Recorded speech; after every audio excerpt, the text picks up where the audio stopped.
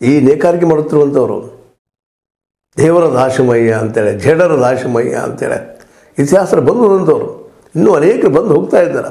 ಆದರೆ ಅವ್ರ ಹೆಸರು ಎಲ್ಲೂ ಮೆನ್ಷನ್ ಆಗೋದಿಲ್ಲ. ಯಾಕಂದ್ರೆ ಜನಸಾಮಾನ್ಯರಾಗಿ ಬದುಕೊಂಡು ಹೋಗಿದ್ದಾರೆ. ಇವತ್ತು ಸಹಿತ ಅವ್ರ ಬದುಕು ಅಷ್ಟೇ ನರಕ ಆಗಿದೆ.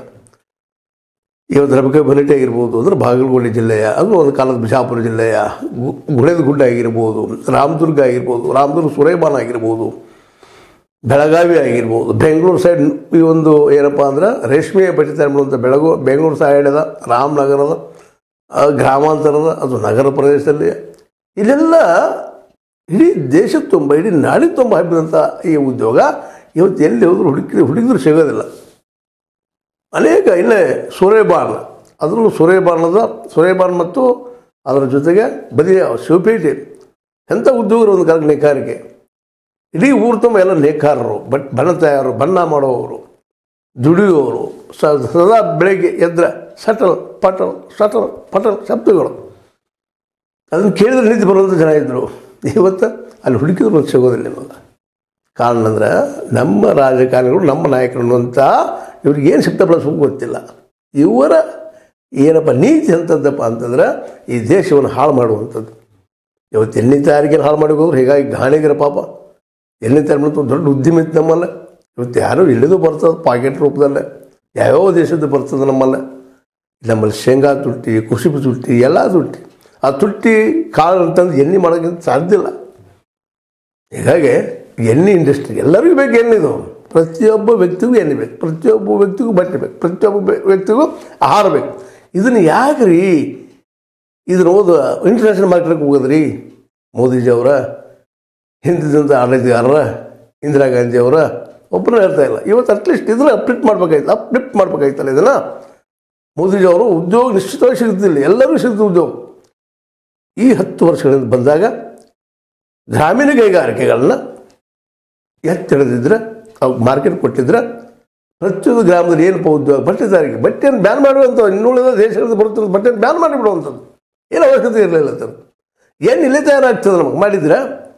ಇವತ್ತು ಎಣ್ಣೆ ಯಾವ ರೀತಿ ತುಟ್ಟಿ ಆಗ್ಯದ, ಬಟ್ಟೆ ಇಲ್ಲಿ ಇಂಡಸ್ಟ್ರಿ ಹಾಳಾಗಿ ಹೋಗ್ಬಿಟ್ಟದ. ಅಗ್ರಿಕಲ್ಚರ್ಗೆ ಪಾಪ ಅವರು ಮಿನಿಮಮ್ ರೇಟ್ ಕೊಡ್ರಿ ಅಂತ ಇವತ್ತು ಬೀದಿ ಮೇಲೆ ಸಾಯು ಹಂತಕ್ಕೆ ಬಂದಿದ್ದಾರೆ. ಈಗಾಗಲೇ ಸತ್ತಿದ್ದಾರೂ ಕೂಡ. ಇದು ಕಾರಣೀಭೂತ ನಮ್ಮ ಇವತ್ತಿನ ರಾಜಕಾರಣಿಗಳು ಮತ್ತು ಬುದ್ಧಿಗೀಡಿ ಅಧಿಕಾರಶಾಹಿ ವರ್ಗದವರು.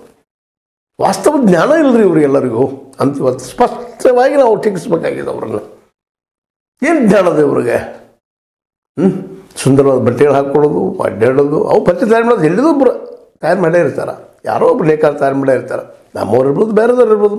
ಅದು ನಮ್ಮಲ್ಲಿ ತಯಾರಾಗ್ತಿದ್ರು. ಅದು ಅವಲ್ಲಿ ಇವತ್ತು 10 ಇಂಡಸ್ಟ್ರಿ ಬೆಳೀತಿತ್ತು. ಇವತ್ತು 10 ಇಂಡಸ್ಟ್ರಿ ಎಲ್ಲ ಕೊಲಾಪ್ಸಾಗಿ ಹೋಗ್ಬಿಟ್ಟದ್ರಿ.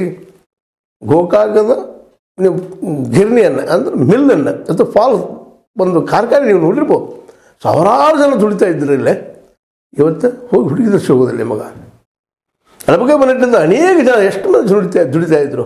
ಅವ್ರ ಮಗ್ಗಳು ಇವತ್ತು ನಂತರದಲ್ಲಿ ಬಂದಿತ್ತು. ಅದು ಪೂರ್ವದಲ್ಲೇ ಕೈಮಗ್ಗಗಳು ಎಂಥ ಶಬ್ದ ಬೆಳಗ್ಗೆ ಎದ್ದ ತಕ್ಷಣ ಸಾಯಂಕಾಲದವರೆಗೆ.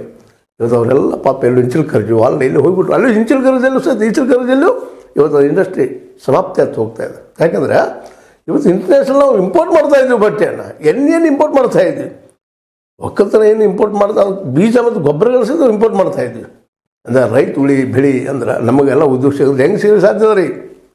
ಇಡೀ ದೇಶಕ್ಕೆ ಉದ್ಯೋಗ ಕೊಡುತ್ತಿರುವಂಥ ಕ್ಷೇತ್ರಗಳು 3 ದೊಡ್ಡ ಪ್ರಮಾಣದಲ್ಲಿ ಕೊಡ್ತಾ ಇದ್ದಾವೆ. ಅವತ್ತನ್ನು ನಾವು ಇವತ್ತು ದಿವಾಳಿ ಬಿಸ್ಕೊಂಡು ಕೂತ್ಬಿಟ್ಟಿವಿ. ಅಲ್ಲಿ ಏನೂ ಮಾಡೋಂಥ ಸ್ಥಿತಿ ಬಂದ್ವಿ. ಇವತ್ತು 42 ಜನ ನಮ್ಮ ಕರ್ನಾಟಕದಲ್ಲಿ ಈ ಎಲ್ಲ ಹೇಳಿದ್ನಲ್ಲಿ ಮಗ ಬೆಳಗಾವಿ, ಬಾಗಲಕೋಟೆ, ರಾಮನಗರ, ಬೆಂಗಳೂರು ಗ್ರಾಮಾಂತರ, ರಾಮನಗರದ ರಾಮದುರ್ಗ, ತುಮಕೂರು, ಬೆಂಗಳೂರು, ಧಾರವಾಡ, ಚಿಕ್ಕಬಳ್ಳಾಪುರ, ಹೀಗೆ ಎಲ್ಲ ಕಡೆ ಇಲ್ಲಿ ಹೆಚ್ಚು ಕಡಿಮೆ ಬೆಳಗಾವಿಯಲ್ಲಿ 24 ಜನ ಸತ್ತು ಹೋಗ್ಬಿಟ್ರು, ಆತ್ಮಹತ್ಯೆ ಮಾಡಿಕೊಂಡ್ರು. ಬಾಗಲಕೋಟೆಯಲ್ಲಿ 5, ಬೆಂಗಳೂರು ಗ್ರಾಮದಲ್ಲಿ 4, ರಾಮನಗರದಲ್ಲಿ 3, ತುಮಕೂರದಲ್ಲಿ 2, ಬೆಂಗಳೂರು ನಗರ, ಧಾರವಾಡ, ಚಿಕ್ಕಬಳ್ಳಾಪುರ ಇಲ್ಲಿ ತಲಾ ಒಬ್ಬರು ನಮ್ಮ ಜೀವನ ಕಳೆದುಕೊಂಡ್ರು. ಎಲ್ಲೋ ಒಂದು ಸಂಘಟನೆ ಮಾಡ್ಕೊಂಡಿದ್ದಾರೆ ರೇಖಾರ ಗುರುಗಳು. ಅಲ್ಲಿಂದಷ್ಟು ಏನೋ 62 ಜನಕ್ಕೆ ಇನ್ನೂ ಬಂದಿಲ್ಲ ಪರಿಹಾರ. ಇದು ಏನು ಇದು ಸ್ವಲ್ಪ ನಮ್ಗೆ ತಿಳುವಳಿಕೆ ಅದನ್ನೂ ಇಲ್ಲೋ. ಇಲ್ಲಿ ಕಾನೂನು ಮಾಡುವಂಥವ್ರು ಅಥವಾ ಇಲ್ಲಿ ಈ ದೇಶದ ಅರ್ಥವ್ಯವಸ್ಥೆನ ಕಟ್ಟುವಂಥವ್ರಿಗೆ ಈ ಜ್ಞಾನ ಅದನ್ನೂ ಇಲ್ಲೋ. ದೊಡ್ಡ ಪ್ರಶ್ನೆ ರೀ ಇವತ್ತು. ಈ ಪ್ರಶ್ನೆಯನ್ನೆಲ್ಲ ನಾವು ಕೇಳಬೇಕಾಗಿದೆ. ಗಾಂಧೀಜಿಯವರು ಹುಚ್ಚರು ಇರಲಿಲ್ಲ ರೀ ಅವರು. ಇವತ್ತು ನೀವೆಲ್ಲ ಅನ್ಬೋದು ಯಾವ ಆದರ್ಶವಾದ ರೀ ಯುರೋಪಿಯನ್ ವಾದ ಅಂತ ಈಗ ಹೇಳಿಬೋದು ಆದಷ್ಟು ಜಗತ್ತು ನಡಲಿಕ್ಕೆ ಅಲ್ಲ ರೀ. ಇವತ್ತು ನೀವು ಯಾವ್ದು ಇಟ್ಕೊಂಡ್ಬಂದ್ರಿ, ಇವತ್ತು ಉದ್ಯೋಗ ಆಗ್ತಾಯಿಲ್ಲ ಎಲ್ಲರಿಗೂ. ಕ್ಲರ್ಕ್ಗಳು ಯಾರು ಮೆಕ್ಯಾನಿಕ್